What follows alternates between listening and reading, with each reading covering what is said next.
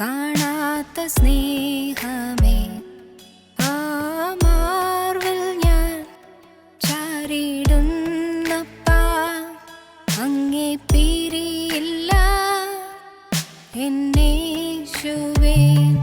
പ്രാണൻ പോവോളം ജീവൻ തന്നോനേ, ഭൂവിലാരിലും കാണാത്ത സ്നേഹമേ, ആ മാർവിൽ ഞാൻ ചാരിടുന്നപ്പാ, അങ്ങേ പിരിയില്ല എന്നേശുവേ.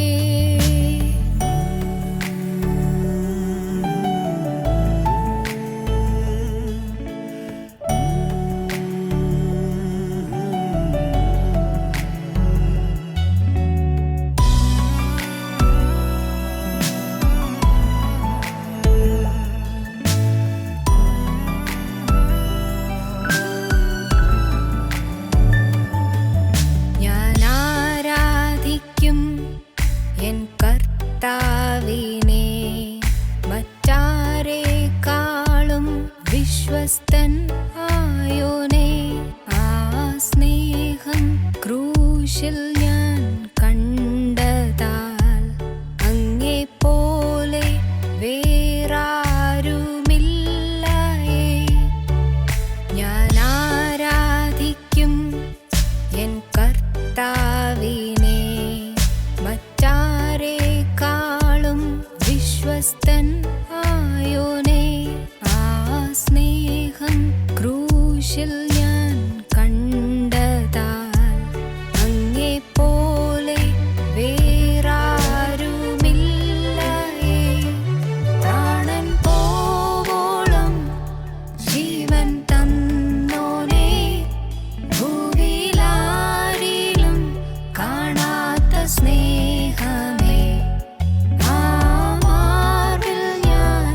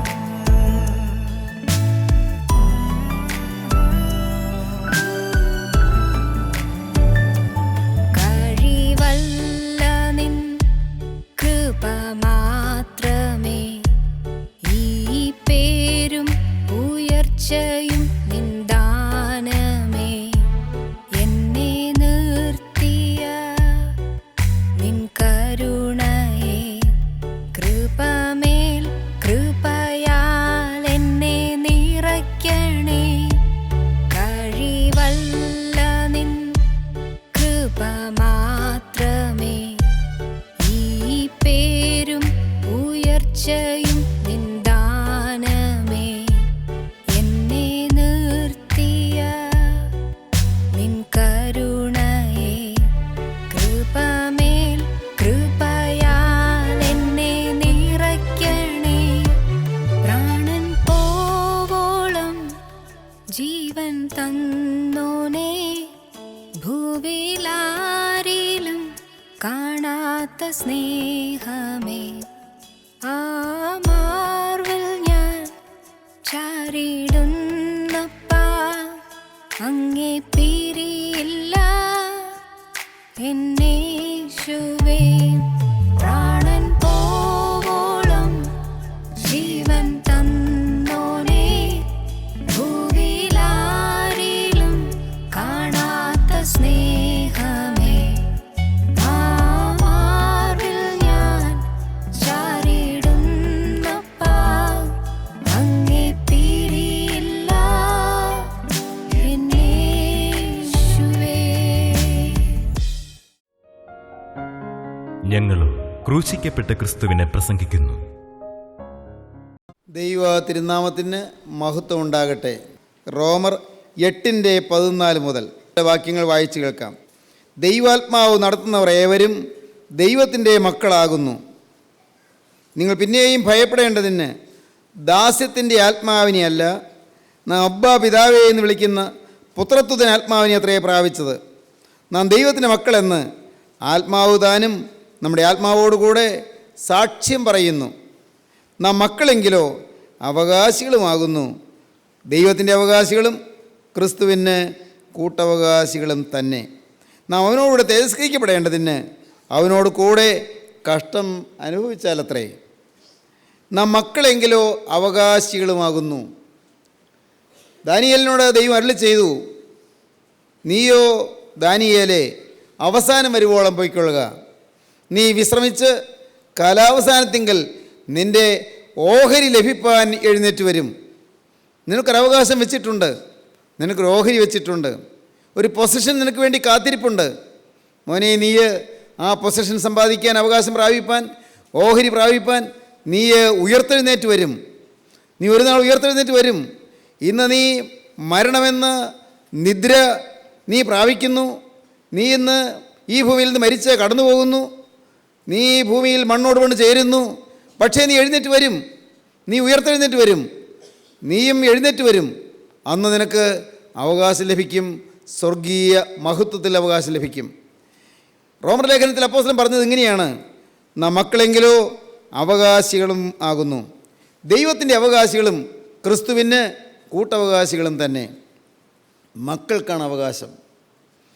അന്യന് ശമ്പളമുണ്ട്, പക്ഷേ അവകാശമില്ല. അവകാശം മക്കൾക്കാണ്. വേലക്കാരന് ശമ്പളമുണ്ട്, പക്ഷേ അവകാശമില്ല. മക്കൾക്കാണ് അവകാശം. മക്കളെങ്കിലോ നാം അവകാശികളുമാകുന്നു. നാം ദൈവത്തിൻ്റെ മക്കളായി തീർന്നിട്ടുണ്ടോ? മക്കളായിട്ടുണ്ടോ? സ്വർഗസ്ഥനായ ഞങ്ങൾ പിതാവേ നാം പ്രാർത്ഥിക്കുന്നുണ്ട്, ശരിയാണ്. സ്വർഗത്തിലെ അപ്പായ എന്നാണ് വിളിക്കുന്നത്, ശരിയാണ്. പക്ഷേ നാം അപ്പൻ്റെ മക്കളായി തീർന്നുവോ? സ്വർഗത്തിലെ അപ്പൻ്റെ മക്കളായി തീർന്നെങ്കിൽ അപ്പൻ്റെ ഛായ ഉണ്ടായിരിക്കും. മക്കൾക്ക് മാതാപിതാക്കളുടെ ഛായ ഉണ്ടായിരിക്കും, മാതാപിതാക്കളുടെ സ്വഭാവവും ഉണ്ടായിരിക്കും. അപ്പൻ്റെ മോനായെങ്കിൽ, അപ്പൻ്റെ മോളായെങ്കിൽ തീർച്ചയായും അപ്പൻ്റെ ഛായ ഉണ്ടായിരിക്കും. അപ്പൻ്റെ സ്വഭാവം നമ്മിൽ നിഴലിടും. സ്വഭാവം സംശയിക്കേണ്ട. പിതാവിൻ്റെ സ്വഭാവം അല്ലെങ്കിൽ അമ്മയുടെ സ്വഭാവം അല്ലെങ്കിൽ അപ്പൻ്റെ സ്വഭാവം, പൂർവികന്മാരുടെ സ്വഭാവം നമ്മിലേക്ക് ഇങ്ങനെ സംക്രമിക്കും, നമ്മിലേക്ക് ഇങ്ങനെ പകർന്നു വരും. കുറേയല്ല. അപ്പൻ കോപിഷ്ഠനാണെങ്കിൽ മക്കളും കോപിഷ്ഠരായിരിക്കും. അപ്പൻ വലിയ വാശിക്കാരനാണെങ്കിൽ മക്കൾക്കും വാശി ഉണ്ടാകും. അപ്പൻ വളരെ എളിമയും താഴ്മയും സൗമ്യതയുള്ളവനാണെങ്കിൽ മക്കളിൽ ആ സ്വഭാവം ഒരളവിൽ പ്രതിഫലിക്കും. നമ്മിൽ അപ്പൻ്റെ സ്വഭാവം പ്രതിഫലിക്കുന്നുണ്ട്. ശാരീരികമായി പറഞ്ഞാൽ നമ്മുടെ ഓരോരുത്തരുടെയും ജീവിതത്തിൽ അങ്ങനെയാണ്. എന്നാൽ നാം സ്വർഗത്തിലെ അപ്പൻ്റെ മക്കളായി തീർന്നുവോ, അപ്പൻ്റെ മോനായി തീർന്നുവോ എന്നുള്ളതിന് ഒരേ ഒരു കാര്യം മാത്രം ശ്രദ്ധിച്ചാൽ മതി. അപ്പൻ്റെ സ്വഭാവം എനിക്ക് എത്രത്തോളം ഉണ്ട്, സ്വർഗത്തിലെ അപ്പൻ്റെ സ്വഭാവം എനിക്ക് എത്രത്തോളം ഉണ്ട്. മക്കളാണെങ്കിൽ അവകാശികളാണ്, സ്വർഗസ്ഥനായ പിതാവിൻ്റെ അവകാശികളാണ്. റോമർക്കെഴുതിയ ലേഖനം 8-ാം അധ്യായം വളരെ മർമ്മപ്രധാനമായ ചില കാര്യങ്ങളോട് പറയുന്നുണ്ട്. ക്രിസ്തു ആദ്യജാതൻ, നാം എല്ലാം പിന്നീടുണ്ടായ മക്കൾ. നിത്യനായ സ്വർഗീയ പിതാവിൻ്റെ ആദ്യജാതൻ ക്രിസ്തു, നാം എല്ലാവരും പിന്നീടുണ്ടായ മക്കൾ. അതാണ് ഇവിടെ അപ്പോസ്തലൻ പറയുന്നുണ്ട്. റോമർക്കെഴുതിയ ലേഖനം 8-ാം അധ്യായത്തിൻ്റെ 29-ാം വാക്യം, അവൻ മുന്നറിഞ്ഞവരെ തൻ്റെ പുത്രൻ അനേകം സഹോദരന്മാരിൽ ആദ്യജാതനാകേണ്ടതിന് അവൻ്റെ സ്വരൂപത്തോട് അനുരൂപരാകുവാൻ മുൻ നിയമിച്ചിരിക്കുന്നു. അനേകം സഹോദരന്മാരിൽ ആദ്യജാതനായി ക്രിസ്തു, നാം ആ ക്രിസ്തുവിൻ്റെ സ്വരൂപത്തോട് അനുരൂപരാകാൻ മുന്നമേ നിയമിക്കപ്പെട്ടവരാണ്. നാം മുന്നമേ അറിഞ്ഞവരാണ്, നാം മുന്നമേ നിയമിക്കപ്പെട്ടവരാണ്. അവൻ മുന്നറിഞ്ഞവരെ തൻ്റെ പുത്രൻ അനേകം സഹോദരന്മാരിൽ ആദ്യജാതനാകേണ്ടതിന് അവൻ്റെ സ്വരൂപത്തോട്, ആദ്യജാതൻ്റെ സ്വരൂപത്തോട് അനുരൂപരാകുവാൻ മുൻ നിയമിച്ചിരിക്കുന്നു. മുൻ നിയമിച്ചവരെ വിളിച്ചും വിളിച്ചവരെ നീതീകരിച്ച് നീതീകരിച്ചവരെ തേജസ്കരിച്ചിരിക്കുന്നു. പ്രിയപ്പെട്ടവരെ, നിങ്ങൾക്ക് മനസ്സിലാക്കാൻ ലളിതമായൊരു കാര്യമാണെന്ന് എനിക്ക് തോന്നുന്നു. നമുക്ക് ഇപ്പോൾ സ്വയം ശോധന ചെയ്യാം. സ്വർഗസ്ഥനായ പിതാവിൻ്റെ സ്വഭാവം എന്തെല്ലാമാണ്? അവൻ്റെ വിശുദ്ധി. എനിക്കുണ്ടോ ദൈവത്തിൻ്റെ വിശുദ്ധി? ക്രിസ്തുവിൻ്റെ വിശുദ്ധി എത്രമാത്രം എന്നിലുണ്ട്? നിങ്ങൾ ചിന്തിക്കുക, ഞാനും ചിന്തിക്കട്ടെ. ക്രിസ്തുവിൻ്റെ വിശുദ്ധി എത്രമാത്രം എനിക്കുണ്ട്? ക്രിസ്തു സംസാരിക്കുന്നത് പോലെ തന്നെ ആയിരിക്കുമോ ഞാൻ സംസാരിക്കുന്നത്? ഇല്ലേ? നമ്മുടെ ഭൂമിയിലെ അപ്പൻ്റെ സംസാര രീതി മക്കൾക്കില്ലേ? നാം കാണാറില്ലേ? ഭൂമിയിലെ അപ്പൻ്റെ ആ ചിരിയുടെ രീതി പോലും മക്കൾക്ക് കാണാറില്ലേ? അപ്പൻ്റെ ഛായ, പുറമേയുള്ള ഛായ മാത്രമല്ല, അപ്പൻ്റെ നോട്ടത്തിൻ്റെ പ്രത്യേകത മക്കൾക്കുണ്ടാകാറില്ലേ? നമുക്കറിയാമല്ലോ. യേശുവിൻ്റെ അതേ നോട്ടമാണോ എനിക്ക്? യേശുക്രിസ്തുവിൻ്റെ അതേ ചലനമാണോ എനിക്ക്? യേശുക്രിസ്തു സംസാരിക്കുന്നത് പോലെയാണോ ഞാൻ സംസാരിക്കുന്നത്? അതുപോലെ നിന്ന സഹിക്കാൻ എനിക്ക് സന്തോഷമാണോ? അതുപോലെ ആക്ഷേപം സഹിക്കാൻ എനിക്ക് മനസ്സാണോ? ആക്ഷേപം വരുമ്പോഴും പരിഭവിക്കാതിരിക്കാൻ എനിക്ക് സാധിക്കുന്നുണ്ടോ? ആക്ഷേപം വരുമ്പോഴും അല്ലെങ്കിൽ പരിഹാസങ്ങൾ വരുമ്പോഴും എതിർപ്പുകൾ വരുമ്പോഴും അതെല്ലാം ക്രിസ്തു അഭിമുഖീകരിച്ചതുപോലെ അക്ഷോഭ്യനായി അഭിമുഖീകരിക്കാൻ എനിക്ക് സാധിക്കുന്നുണ്ടോ? അപ്പോഴാണ് നമ്മുടെ മാറ്ററിയുന്നത്, അപ്പോഴാണ് നമ്മുടെ നിലവാരം അറിയുന്നത്. മക്കളെങ്കിലോ അവകാശികളുമാകുന്നു. നാം അവകാശികളാകാനാണ് വിളിക്കപ്പെട്ടിരിക്കുന്നത്. അതിനാണ് മുന്നമേ അറിഞ്ഞിരിക്കുന്നത്, അതിനാണ് മുന്നമേ നിയമിച്ചിരിക്കുന്നത്. മക്കളെങ്കിലോ അവകാശികളുമാകുന്നു. വായിക്കുന്നത് എന്താണ്? ദൈവാത്മാവ് നടത്തുന്നവർ ഏവരും ദൈവത്തിൻ്റെ മക്കളാകുന്നു. നാം മക്കളാണെങ്കിൽ അപ്പൻ ഞങ്ങൾ നടത്തും, അപ്പൻ്റെ ആത്മാവ് ഞങ്ങൾ നടത്തും, പരിശുദ്ധ റൂഹ നമ്മെ നടത്തും. മക്കളെ അപ്പൻ നടത്തും, മക്കളെ അപ്പൻ പരിപാലിക്കും, മക്കളെ അപ്പൻ സംരക്ഷിക്കും, മക്കളെ അപ്പൻ പോറ്റും, മക്കളെ അപ്പൻ പുലർത്തും, മക്കളെ അപ്പൻ വളർത്തും. നമുക്കറിയാം, മക്കളുടെ നന്മയാണ് അപ്പൻ്റെ ലക്ഷ്യം. അപ്പൻ്റെ ഏക ലക്ഷ്യം മക്കൾ നന്നായി വരണമെന്നാണ്. അല്ലേ? നിങ്ങളും അപ്പന്മാരും അമ്മമാരും കേൾക്കുന്നില്ലേ ഈ വാക്കുകൾ? നിങ്ങളുടെ മക്കൾ, ഒരുപക്ഷെ നിങ്ങൾക്ക് ഇത്തിരി പ്രയാസം ഉണ്ടെങ്കിലും മക്കൾ പ്രയാസം അനുഭവിക്കരുത് നിങ്ങൾക്കില്ലേ? നിങ്ങൾക്കൊരു രോഗമുണ്ടെങ്കിൽ പോലും മക്കൾക്ക് രോഗം വരില്ലേ എന്നല്ല അല്ലേ നിങ്ങളുടെ ചിന്ത? അല്ലേ? നമ്മുടെ മക്കളെക്കുറിച്ച് നമുക്ക് അത്രയും കരുതലില്ലേ? ഭൂമിയിലെ മക്കളെക്കുറിച്ച്, ഈ ഭൂമിയിൽ നമ്മുടെ മക്കളെക്കുറിച്ച് നമുക്ക് അത്രത്തോളം വാത്സല്യമില്ലേ? ഭൂമിയിലെ മക്കളെക്കുറിച്ച് നമുക്ക് അത്രയും കരുതലുണ്ടെങ്കിൽ സ്വർഗത്തിലെ അപ്പന് തൻ്റെ മക്കളെക്കുറിച്ച് എത്ര കരുതലുണ്ടായിരിക്കും? നിത്യനായ ദൈവം നമ്മുടെ ഏറ്റവും വലിയ നന്മ ആഗ്രഹിക്കുന്നു. നാം ആരും രോഗികളായിരിക്കാൻ ദൈവം ആഗ്രഹിക്കുന്നില്ല. നാം ആരും കടത്തിൽ മുങ്ങി വലയാൻ ദൈവം ആഗ്രഹിക്കുന്നില്ല. നാം ആരും അപകടത്തിൽപ്പെടാൻ ദൈവം ആഗ്രഹിക്കുന്നില്ല. നാം ആരും ജീവിതത്തിൽ താറുമാറായി ജീവിതം നയിച്ച് ജീവിതം നഷ്ടപ്പെടുത്തി കളയാൻ ദൈവം ആഗ്രഹിക്കുന്നില്ല. നമ്മുടെ ഭാവി ഇരുളടഞ്ഞു പോകാൻ ദൈവം ആഗ്രഹിക്കുന്നില്ല. ഭാവി മുടിഞ്ഞു പോകാൻ ദൈവം ആഗ്രഹിക്കുന്നില്ല, ആഗ്രഹിക്കാൻ സാധിക്കുകയില്ല. നാം എല്ലാവരും ഉന്നതമായ, അനുഗ്രഹീതമായ, ധന്യമായ സ്ഥാനത്തെത്തി നിൽക്കാനാണ് ദൈവം ആഗ്രഹിക്കുന്നത്. ഉയർന്ന പദവികൾ നേടാനാണ് ദൈവം ആഗ്രഹിക്കുന്നത്. എന്നേക്കാൾ എൻ്റെ മോൻ ഉയർന്നു വരണമെന്നാണ് നമ്മുടെ ചിന്ത, ഭൂമിയിൽ മനുഷ്യൻ്റെ ചിന്ത. എന്നേക്കാൾ ഉയർന്നു വരണം, എൻ്റെ മക്കൾ എന്നേക്കാൾ അഭിവൃദ്ധിപ്പെടണം, എന്നേക്കാൾ സന്തോഷമായി കഴിയണം, എന്നേക്കാൾ ഐശ്വര്യമായി കഴിയണം, എന്നേക്കാൾ ശോഭനമായി കഴിയണം. നമ്മുടെ ലക്ഷ്യം അതാണ്. നമുക്കങ്ങനെയാണല്ലോ, മക്കളെക്കുറിച്ച് അങ്ങനെ വാത്സല്യമുണ്ടല്ലോ. എന്നാൽ സ്വർഗത്തിലെ ദൈവം തൻ്റെ മക്കളുടെ ഉയർച്ചയിൽ ആഗ്രഹിക്കുന്നു, ഉയർച്ചയിൽ സന്തോഷിക്കുന്നു, ഉയർച്ചയ്ക്ക് വേണ്ടി അധ്വാനിക്കുന്നു, മക്കളുടെ ഉയർച്ചയ്ക്ക് വേണ്ടി അവിടുന്ന് യത്നിക്കുന്നു. പ്രിയപ്പെട്ടവരെ, നിങ്ങൾ ചിന്തിക്കൂ, നാം ദൈവത്തിൻ്റെ മക്കളായി തീർന്നു.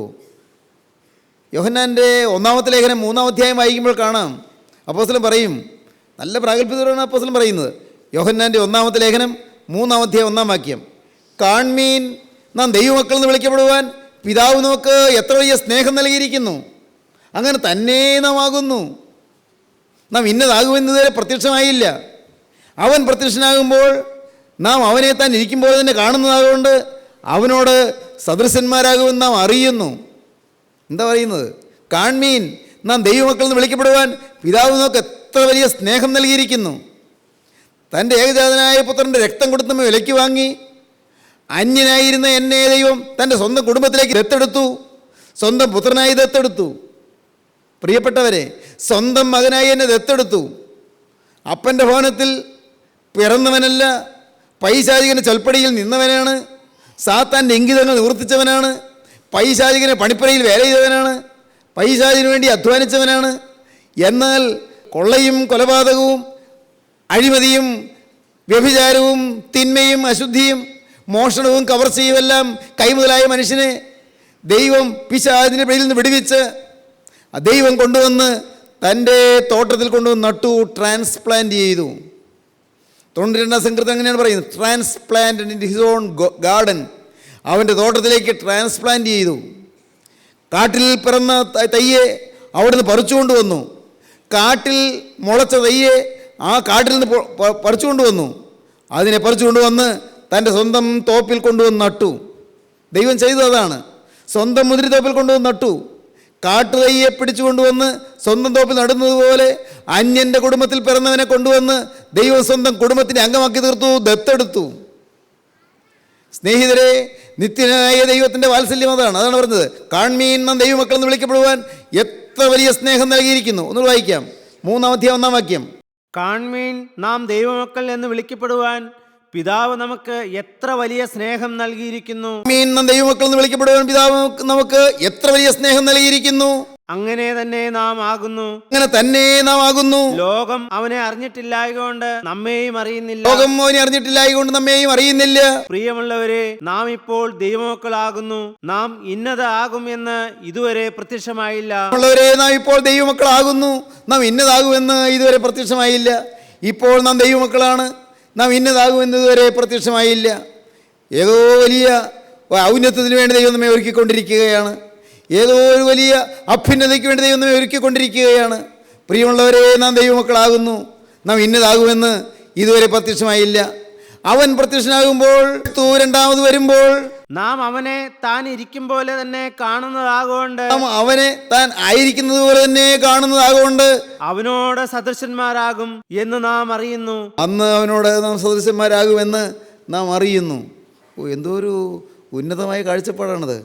എത്ര ഉന്നതമായൊരു അനുഭവമാണത്. പ്രിയപ്പെട്ടവരെ, വലിയൊരു തേജസ്സിന് വേണ്ടി ദൈവം നമ്മെ ഒരുക്കുകയാണ്. അതുകൊണ്ടാണ് റോമർക്കെഴുതിയ ലേഖനം 8-ാം അധ്യായത്തിൽ അടുത്ത ഖണ്ഡികയിൽ അപ്പോസ്തലൻ പറയുന്നത്, നമ്മിൽ ഉൾപ്പെടുവാനുള്ള തേജസ് വിചാരിച്ചാൽ ഈ കാലത്തിലെ കഷ്ടങ്ങൾ സാരമില്ല എന്ന് ഞാൻ എണ്ണുന്നു. കഷ്ടങ്ങളുണ്ട്, ഇവിടെ ദുരിതങ്ങളുണ്ട്, പക്ഷെ അതൊന്നും സാരമില്ല. വലിയൊരു തേജസ്സിന് വേണ്ടി എന്നെ മുന്നമേ ഒരുക്കിക്കൊണ്ടിരിക്കുകയാണ്. എന്നെ പരുവപ്പെടുത്തിക്കൊണ്ടിരിക്കുകയാണ് വലിയൊരു തേജസ്സിന് വേണ്ടി. ദൈവവൈദ്യനോട് പറയട്ടെ, വലിയൊരു തേജസ്സിനൊക്കെ വേണ്ടി ദൈവം ഒരുക്കി വെച്ചിരിക്കുന്നു. വലിയൊരു ശോഭനമായ ഭാവിയിലേക്ക് ദൈവം തന്നെ നയിച്ചു കൊണ്ടിരിക്കുന്നു. അനുഗ്രഹീതമായ ധന്യമായ ഒരു അനുഭവത്തിലേക്ക് വേണ്ടി ദൈവം തന്നെ ഒരുക്കിക്കൊണ്ടിരിക്കുകയാണ്. നമ്മിൽ വെളിപ്പെടുവാനുള്ള തേജസ് വിചാരിച്ചാൽ ഈ കാലത്തിലെ കഷ്ടങ്ങൾ സാരമില്ല എന്ന് ഞാൻ എണ്ണുന്നു. കഷ്ടങ്ങളുണ്ട്, ദുഃഖങ്ങളുണ്ട്, നഷ്ടങ്ങളുണ്ട്, പ്രയാസങ്ങളുണ്ട്, പ്രതിസന്ധികളുണ്ട്, രോഗങ്ങളുണ്ട്, ആപത്തുകളുണ്ട്, എതിർപ്പുകളുണ്ട്, പോരാട്ടങ്ങളുണ്ട്, അനേകം പ്രതിസന്ധികളും പ്രശ്നങ്ങളുമുണ്ട്. പക്ഷേ നമ്മിൽ ഉൾപ്പെടുവാനുള്ള തേജസ് വിചാരിച്ചാൽ ഈ കാലത്തിലെ കഷ്ടങ്ങൾ സാരമില്ല എന്ന് ഞാൻ എണ്ണുന്നു. ഒരു വിദ്യാർത്ഥി ഉണ്ടായിരുന്നു. വിദ്യാർത്ഥി മെഡിസിൻ പഠിക്കുകയാണ്. പക്ഷേ പഠിച്ച് കുറച്ച് കഴിഞ്ഞപ്പോൾ അവന് തോന്നി വയ്യ, പഠിക്കണ്ട. അവനത് വിട്ടു. അവൻ അതിന് മുൻപ് വേദശാസ്ത്രം പഠിച്ച ആളാണ്, തിയോളജി പഠിച്ചതാണ്. അത് വിട്ടിട്ടാണ് വിദ്യാഭ്യാസത്തിന് വേണ്ടി പോയത്. പക്ഷേ യൗവന പ്രായമല്ലേ, വേണ്ടാത്ത കൂട്ടുകെട്ടിലൊക്കെ അങ്ങ് മുഴുകി, അരുതാത്ത ബന്ധങ്ങളെല്ലാം തുടങ്ങി, പുറത്തു പറയാൻ അറയ്ക്കുന്നതായ ജീവിതത്തിലേക്ക് അങ്ങ് താണുപോയി. വലിയൊരു സാംസ്കാരിക അധപ്പതനായിപ്പോയി. സാൻമാർഗികമായി ക്ഷയിച്ചു, തകർന്ന് തരിപ്പണമായി.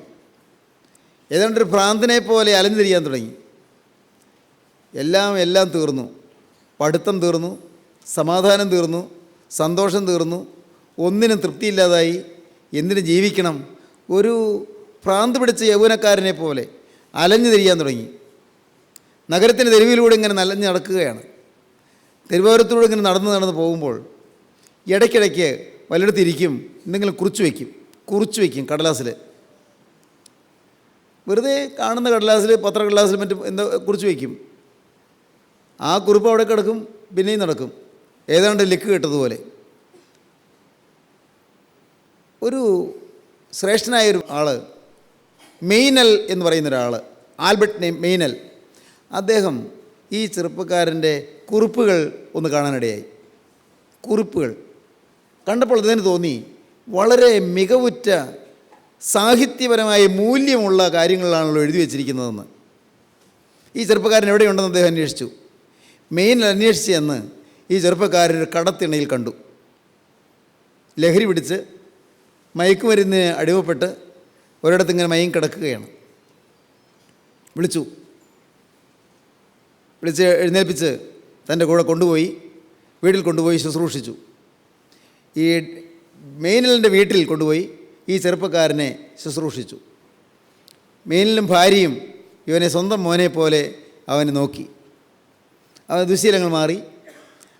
അവന് ദൈവത്തിൻ്റെ വചനം പറഞ്ഞു കൊടുത്തു, ക്രിസ്തുവിൻ്റെ വചനം പറഞ്ഞു കൊടുത്തു.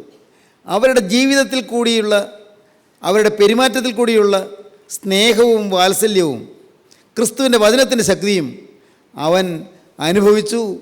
അവന് ഹൃദയം തിരിഞ്ഞു.